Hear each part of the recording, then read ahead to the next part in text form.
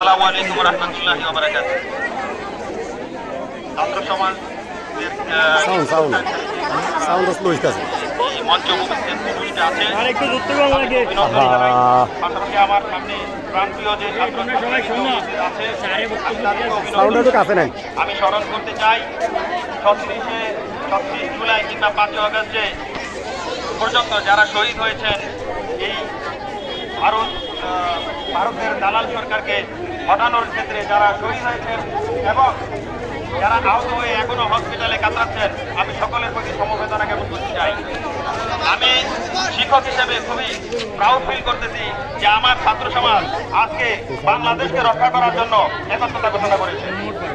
আমি তোমাদেরকে আহ্বান করতে চাই, বাংলাদেশকে কেউ কিলে খেতে চাইলে সাথে সাথে তাকে রুখে দিতে হবে, ঠিক 5 আগস্টে যেভাবে তোমরা রুখে দিয়েছ। তোমাদের মনে রাখতে হবে, বাংলাদেশের মানচিত্রেও কেউ যদি ছবল মারতে চায় তাহলে তাদেরকে রুখে দিতে হবে, ঠিক 5 আগস্টের মতো। এই 5 আগস্টকে আমরা দ্বিতীয় স্বাধীনতা দিবস হিসেবে দেখতে চাই এবং প্রতিষ্ঠা করতে চাই। ছাত্র সমাজের প্রতি আমার আহ্বান, যখনই অন্যায় যেখানে দেখবা সেখানেই সাথে সাথে সোচ্চার কণ্ঠে আওয়াজ তুলতে হবে।